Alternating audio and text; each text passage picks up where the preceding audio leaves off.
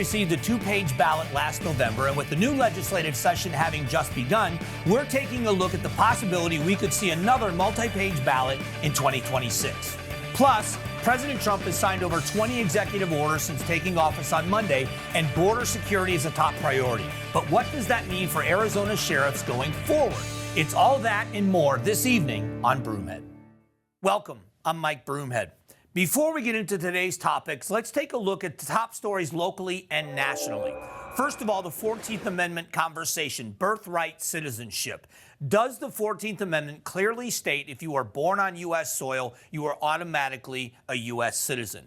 Our Attorney General here in the state of Arizona, Chris Mays, was on the radio show this week and said emphatically she believes it says that and that the president does not have the ability to arbitrarily reinterpret that. Just so you know, a federal judge this week has also put a temporary stoppage on the president's interpretation, which means it now goes into the appeals process of the court system, probably going to end up at the Supreme Court to get an answer to the question, is the 14th Amendment clear on this, or is there a place that if you can be born in this country but not necessarily automatically be a citizen? That means a lot to a lot of families. We're the only country in the world that does this with birthright, as you know. The Pentagon is sending troops to the U.S. border. 1,500 is the number we've heard so far. We don't know how many are going to be here in Arizona. We're not sure what that number looks like, but we have been told that that number could blossom into 10,000 troops. These are active duty military troops. Now, what role will they play? Are they going to be observers? Are they going to be eyes and ears of the federal law enforcement? These are all great questions. We're going to find out in the coming days how they will help local and state law enforcement with federal laws and enforcement at the U.S. border. It's something we should be watching very, very closely. We're going to have a conversation today with a border sheriff, or the sheriff, I should say, of Pima County, that will tell us what it means for his county. I can't wait to talk to him. President Trump has signed over 20 executive orders since taking office on Monday, but will the executive orders last? We're talking with political consultants about what the presidency might look like for the next 4 years. That happens next. It's important to recognize and thank the fine Arizona men and women who are serving in our country's military.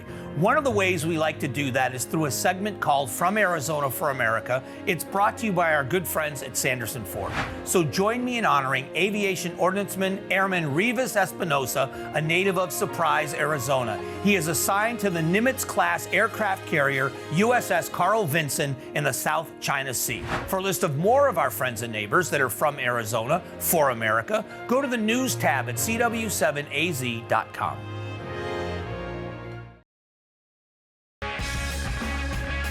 All right, welcome back. We are going to talk about what's happening with the new sessions of the legislature and the Congress. And we turn to our resident expert, Chuck Coughlin from iGround. Reaching the bottom of the barrel there. No, man. I always say, you know where the bodies are buried. I love talking to you because you know the history of stuff, not just what's happening. I want to start with the new administration in Washington. Oddly, it seems like one of the first things out of the gate was this Lake and Riley Act, and a lot of cooperation. You got co-sponsorship from Ruben Gallego, you got support from Mark Kelly and other Democrats. Is there really a new chance for cooperation in D.C.? I think on these issues, on immigration, there is. And you saw that was followed up by Kelly beseeching the administration the other day, saying, hey, let's do immigration reform. Let's put some more people on the border. Let's add up some immigration courts. Let's reform asylum seeking. So that's on the table. It's going to be interesting to see if he takes him up on that. But what breaks the ice? Because for years it's been Democrats want immigration reform, Republicans are demanding border security, and now they got the border security. Or at least it is moving in that direction. What was the icebreaker for that? Democrats getting their rear end handed to them in you November. Think that's it? Yeah, absolutely. I mean, it's a realization on the part of the Democratic Party that they're out of step with the country. The country, once Greg Abbott and Governor Ducey and everybody started shipping people to all the cities in the United States, Chicago, New York, Washington, D.C., we exported the problem. It was our problem back in the 10s and 12s. Yeah.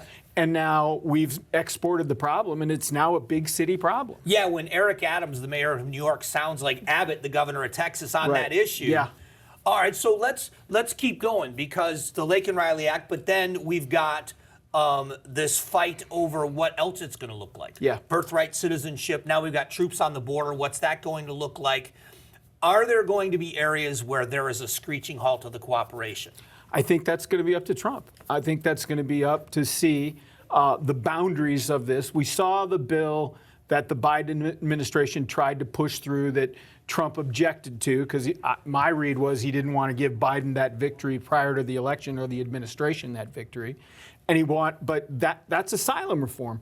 We clearly need asylum reform in this country to give our border protection and our police the direction of a solid law on what they're permitted to do and what they're not permitted to do, and send signals to people who are seeking refuge in this country. But the other piece of this is going to be the economy. They are going to need the extension or the permanency of the tax reforms if they want to do what they wanted to do, if they want to accomplish that.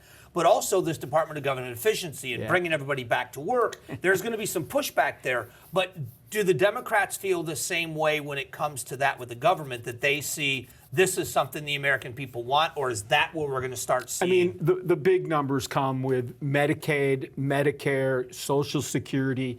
I mean, DOGE, let's see what they can come up with. Let's see if they can come up with some significant savings. I'm sort of doubtful of that. We'll see some headline-grabbing stuff. But the Democrats, in order to participate in a tax cut bill, which they could do through reconciliation. Right, that's the question. Right, will they? Right. That's going to be a question. That it comes with, can you identify some things on the other side that save money? And balance that equation out, because what he was criticized for, Trump was criticized for last time, was running up the deficit, right, and creating a bigger deficit, creating bigger economic problems for the country. And I think that's a rightful interpretation of what we want in a economic compromise. And what we'll see, and we got to take a break, but what we're going to see now is, will they start doing some of the compromise that we've all been asking for? Will they work together and find places of agreement? That's the question. I think the Senate wants to. Yeah. I think I sense that in the Senate. It'll be tough for Mike Johnson to figure out how to digest that with the narrow margin in the House. All right, so coming up, we're going to shift gears. We're going to talk the legislature and the governor here in Arizona. The Love Fest. The Love Fest at the state legislature. We'll be back. It's a new session for the state legislature, and Governor Hobbs has laid out her plan for 2025. But will she be able to compromise with the Republican-dominated legislature? We're taking a look at what legislation voters might have this year when Broomhead returns. All right, we are back with Chuck Coughlin from High Ground. This time I'd like to talk about the state legislature and the governor. Did you ever imagine a scenario where we would see more cooperation in D.C. between the Republicans and the Democrats than in our own state legislature and the governor's office? No. The level of partisanship that is emanating from that building. I was surprised a year ago when we were trying to do some stuff down there, and there was absolutely no Republican desire to do anything the governor wanted to do. But isn't it, so this is, the only pushback I have is it seems to be both ways. You've been a part of so much of this. Anybody that doesn't know that there's no bill that hits the governor's desk for a signature that's a surprise to the governor. No. They know what's in it way ahead of time. Isn't there that conversation of, don't waste your time, she's never going to sign that? Well, and that's an accurate point, and it's an accurate and accurate assessment of her ability to control her caucus. They float too far left, and they make compromise even more difficult on significant policy issues. And that coordination between the minority leadership and her has not been great. There's not a love fest going on there either, much less a love fest going on between the governor and the Republican leadership. So with this election cycle, not an election year, but election cycle, is there going to be a move to try to get some things done? I mean, let's just talk about the ones that have to happen. Water. The idea that we all agree that we've got to make sure we're securing our water future, but they are so far apart on what that looks like. But there's got to be something done. Will there be any movement on either side? I mean, the development industry wants some of this ag to water or ag to urban bills that make a lot of sense. She wants some rural conservation measures. Mrs. Griffin has offered a couple of ideas that seem to indicate there may be something there. But man, those are entrenched interests down there that have failed for 5 years. But they also, it seems almost like there's there's an adversarial relationship there that if I'm not compromising, I'm conceding. Does that make sense? And nobody wants to give an inch. Right. I think that's true.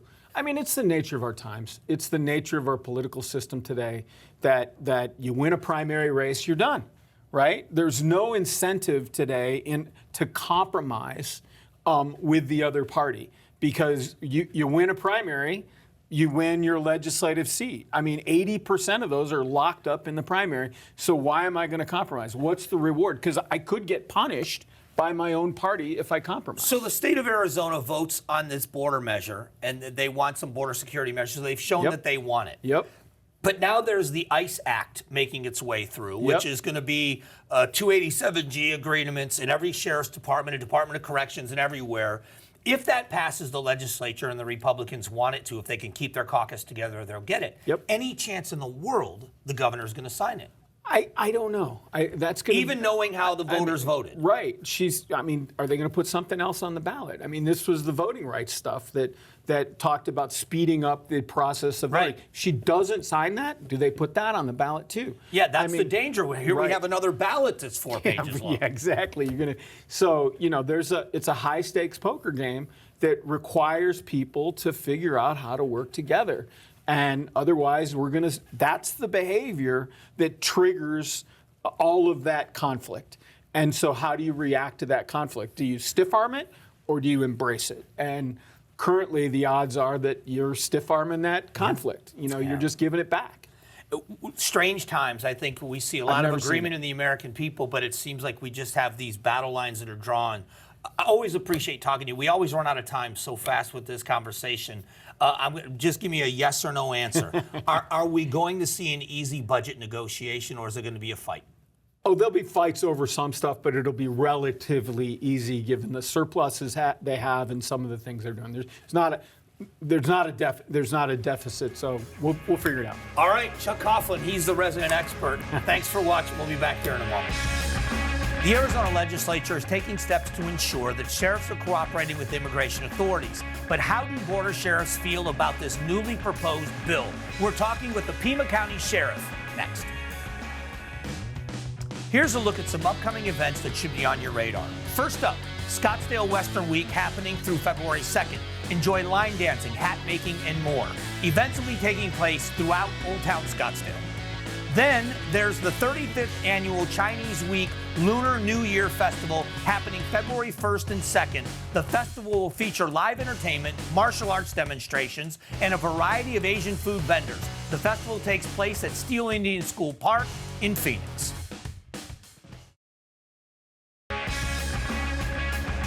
All right, welcome back. We are talking about the border issue and what it means to the sheriffs across the state of Arizona on two fronts. Joining us is the Pima County Sheriff, Chris Nanos. Sheriff, thanks for doing this. Certainly. Let's start with locally here in the state of Arizona. State of Arizona working on something called the Arizona ICE Act that will require the 287G agreements with all sheriff's departments in the state. Do you think this is a valuable piece? Do you think this is an impediment? What do you think of this idea? I have no clue because this is the first I've heard of this act. So I'd have to study it and see what the intent behind it is. I know we've done 287Gs in the past. I'm sure there were some concerns about that. Right now, we work closely with all of our federal partners. We have people assigned to the FBI, to the DEA, to Customs. They have people assigned here as well. So I'm not quite sure what the act is for, its design purpose, so I'll wait to see that. So on the federal level, you know, the importance of the border issue to the new administration coming in. They've talking about border enforcement. Now we've heard 1,500 troops, active duty military on the southern border. We don't know how many will be in Arizona. Do you think this will be an asset to help local law enforcement? Is this something that you are in favor of seeing happen? Well, I think that whatever the administration sees or views as securing the border is important. And I allow them to deal with that. That's not a concern of my agency or this county sheriff. I have other issues. I think you started off saying you've been trying to talk to sheriffs across the state. I think everybody knows pretty clearly that We all have different challenges in front of us. Cochise County, for example, Sheriff Daniels has his challenges, which are clearly different than the challenges I face. And so for my county, I would speak real clear that the border issue, and I know that there's been a lot of political rhetoric behind a lot of this stuff, but I would just say simply this. My position has been my position, this position, since before Biden was here. I've always believed that the border, somewhere I've lived my entire life, is a federal issue, and that the federal government needs to deal with that. Don't throw it off on the counties or any local agency for that matter. We have our challenges. We receive county taxpayer dollars to deal with county law enforcement matters. The federal government, Border Patrol, ICE, others, HSI, they receive federal tax dollars to deal with their issues. I'm in constant communication with the leadership here in the Tucson sector. I have been for a number of years. John Modlin, who's now recently left and has been recently replaced, good men and women, their team. They have a job to do. It's not an easy job, but I too have a job to do. We both have the same challenges when it comes to our resources and our budgets and our staffing levels and all those issues. But clearly, we always have and will continue to work closely with our brethren in any law enforcement capacity. Yeah, and I would guess, and it would seem to me that what would help your agency from a federal level is the securing of the border is not as much just the people that are crossing the border, but the fentanyl trafficking that's coming through Arizona and the crime that it brings with us. The harm to human life is one thing, but the crime that it brings with us, if they were able to control that a little bit more, wouldn't that ease some of the pressure on your agency with the crimes that come along with fentanyl trafficking? Well, yeah, I think, and again, like I said, I've not seen any of the plans laid out by the President-elect Trump or President Trump now. So I don't know exactly what his thoughts are for the use of the military. I'll let the federal government deal with that. My personal, well, first of all, before we get into anything personal from me, my understanding, and I think Customs and our ICE would tell you the same. That 20, 30 years ago, I worked narcotics. Trafficking drugs across that border was done with backpacks and mules, literally trains of people with 100-pound backpacks of marijuana on their backs. Today's trafficking isn't that way. Where we're seeing most of that, probably the greatest, by far 90% or better of our fentanyl is coming right through the ports of entry. So the ports of entry in Pima County are very limited. We have Sassabee, which is open only so many hours of the day, handled through ICE and Border Patrol, and Lukeville, which is another port of entry to our west. So that's up to them being federal government to figure out how to control those issues. You know. Yeah, it's crime though along my border. We receive about 130,000 calls, 140,000 calls a year, and less than 0.001% of those calls are on our border. Sheriff, we appreciate the perspective. We've been talking to sheriffs across the state, and yours is always an important one to have, so we appreciate it today. Not a problem, sir. We'll be right back.